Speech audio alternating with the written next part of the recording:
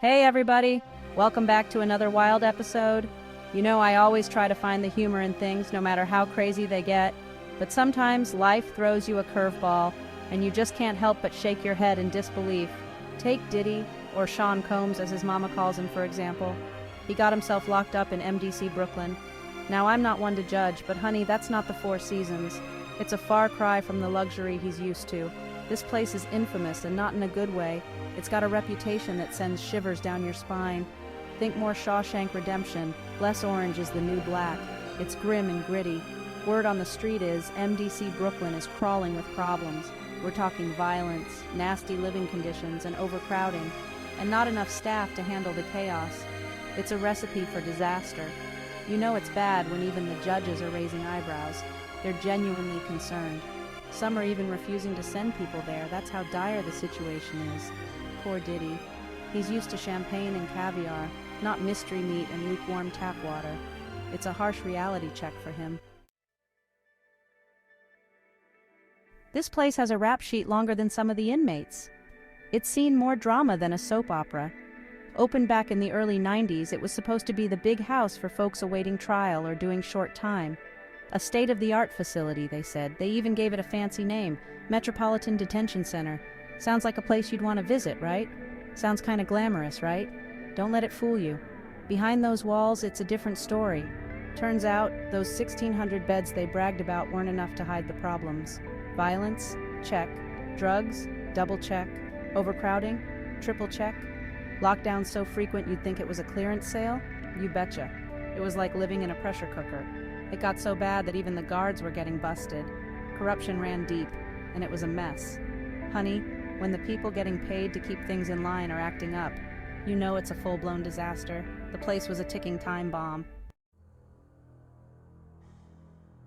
Imagine this. You're stuck in a cell, the air thick with tension, and the only thing on the menu is mystery mush. Sounds appetizing, right? Well, that's everyday life for the folks in MDC Brooklyn. It's like a bad dream you can't wake up from.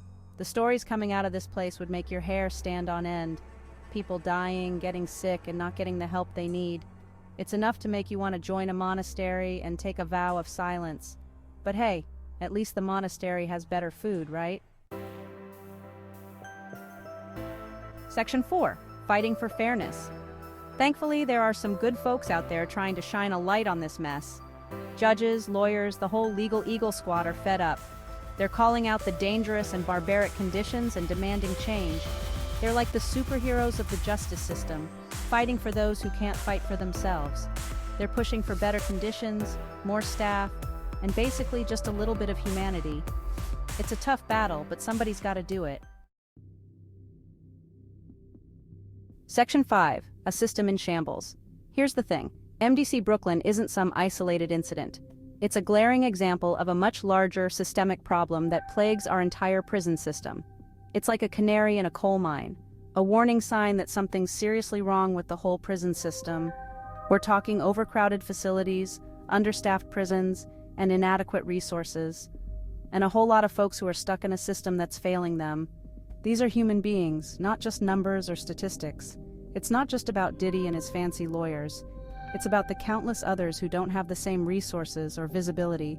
It's about every single person who's stuck in this broken system. People from all walks of life, facing the same grim reality. We need to ask ourselves some tough questions. How did we get here, and why have we allowed it to continue for so long? What does it say about us as a society that we allow this to happen? Are we turning a blind eye to the suffering of our fellow citizens? And what are we going to do about it? It's time for meaningful change, and it starts with us. Section 6, the price of justice. Now, I believe in second chances. Everybody makes mistakes, and everybody deserves a chance to turn their life around. But we can't just lock people up and throw away the key. We need to do better. We need reform. We need accountability. So the next time you hear about someone getting in trouble with the law, take a moment to think. Think about the conditions they might be facing. Think about the system that's supposed to rehabilitate, not just punish, and ask yourself, is this really justice?